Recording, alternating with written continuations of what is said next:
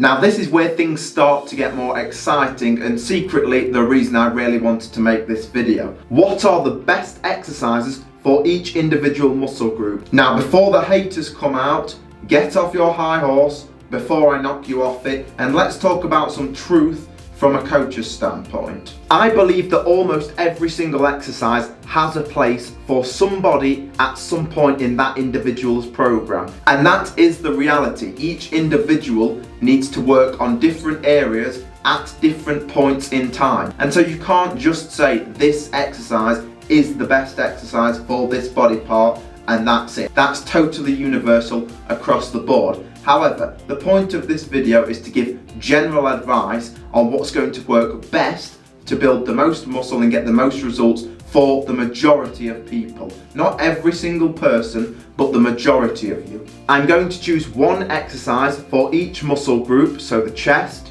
the back, the shoulders, the legs, the biceps and the triceps. Of course we have abs and calves and you can go on and on and on, but they're the main muscle groups that you're going to work in your program. And then what's great about this video is at the end of the video I'm going to share with you how you can put these exercises into a program so that you actually have something to work with, especially if you're a beginner as well. It's going to give you somewhere to start. Starting with everybody's favorite body part, let's start with the chest. Now I've heard a lot of credible coaches actually recommend the best exercise to be the incline barbell press, and that's an incredible exercise for so many reasons. But for me personally, if I'm giving general advice, I'm going to say the flat barbell bench press. And the reason is because it's going to work the chest more as a whole. If you're working the incline, you're working more of that upper chest, more of that front deltoid. But with the flat bench press, of course, it's a compound exercise. You're working more of the overall chest, which most of you need to work on the overall size of the chest. You're also working much more of a balance of the shoulders and the triceps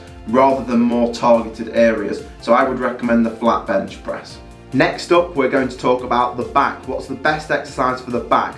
Now it really depends on your goal. If you're looking for that lean physique and you want a really wide back and you want a really tiny thin waist to get that V-taper look, then pull-ups are probably going to be your best option. Pull-ups will give you that wide back. But for the purpose of this video, we're talking about how to build the most muscle, the most optimal amount of muscle. And to me, barbell bent over rows is a great compound exercise that's working your whole back, that's going to allow you to load up on that bar and really build some thickness in your back. Moving on to the shoulders, the deltoids, it's very much the same as with the back. If you want that wide V-taper look, then side lateral raises are going to give you that desired look. However, if we're talking about just building the most muscle possible on the shoulders, sheer size, then I'm going to recommend some kind of overhead press, either with dumbbells or just a straight barbell. Now this is where things start to get more exciting, and secretly the reason I really wanted to make this video. When it comes to training the biceps, a lot of you think I'm going to say some kind of bicep curl, dumbbell curls with supination, and all of those exercises are of course great exercises. But what I realised is when the Olympics are on, my dad watches quite a lot of the Olympics, and I would walk in and see my dad watching the Olympics,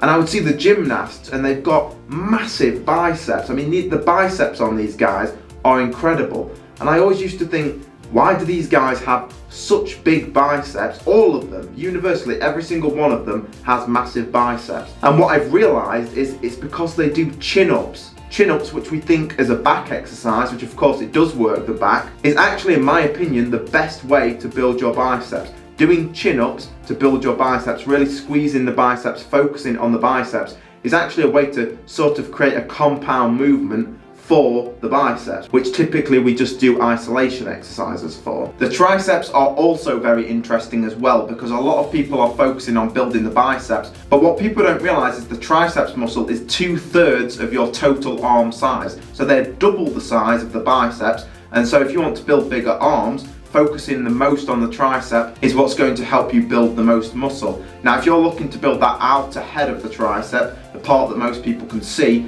then the close grip bench press, in my opinion, is going to really build that outer tricep. I know a lot of people like the rope push downs, which is also a great exercise, but the close grip bench press allows you to load up and make a compound movement, but only when you've done that exercise correctly. You really have to master the form if you want to use the close grip bench press for the triceps. But the exercise I'm actually going to recommend is dumbbell skull crushers. And the reason that's my pick for the best tricep exercise is because the longest head of the tricep, the long head of the tricep, is what you want to work the most if you want the biggest arms or the biggest triceps. And the dumbbell skull crushers will work the long head of the tricep. And when you do the exercise, a little tip for you guys, don't come down to your forehead like the traditional way of doing the exercise. Come further back behind your head and you will feel much more of a stretch on the tricep and also less pressure on the elbow joint. For the legs, there's a lot of great exercises for legs, the quadriceps, the hamstrings, the glutes, the lower body in general.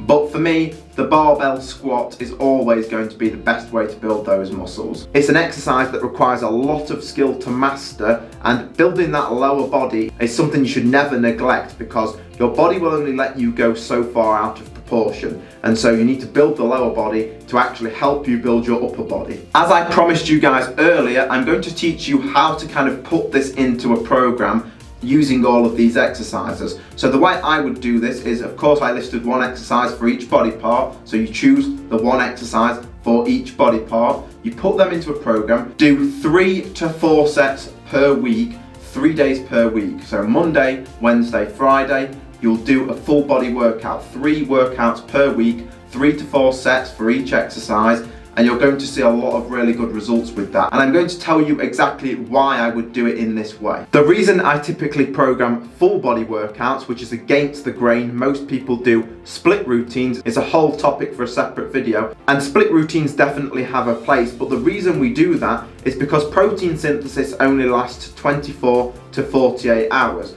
And so if we work out Monday, Wednesday, Friday, we're getting that protein synthesis every 48 hours because we are hitting the body parts 3 times per week. A lot of people do split routines and they may even wait up to all week to hit that body part. They do their arms on a Monday and then they wait till the next Monday to do their arms again, or maybe they only get one other arm session in that week. And so with full body workouts, you're getting that frequency and you're not missing out on protein synthesis. The other big factor is the CNS, the central nervous system. Once again, another video for another day. But the central nervous system is extremely important for building muscle and lifting weights. It takes around 48 hours for the CNS to recover after a hard workout. And so if your nervous system has not fully recovered, you won't feel as connected to the muscles, you won't feel very coordinated, you might feel quite lethargic in your workout. You just have those bad workouts often. You just don't feel great in that workout and it's affecting your recovery. You have to remember that people don't like to talk about recovery because it's not very interesting. But if you want to build muscle, you can only build muscle if your body is recovering from those workouts. There's no point in training and lifting weights more and more and more if your body is not going to be able to recover fully from those workouts. It's just a waste of time. The video that is on screen right now is a video I want you guys to go through and watch next. It's really going to help you out. In that video I talk about how hard you should train. Should you really push yourself in the gym? Should you take a few reps off? And it's going to help you out and let you guys actually understand a little bit more about recovery and actually how much volume you need in the gym. So go through and click on that video next.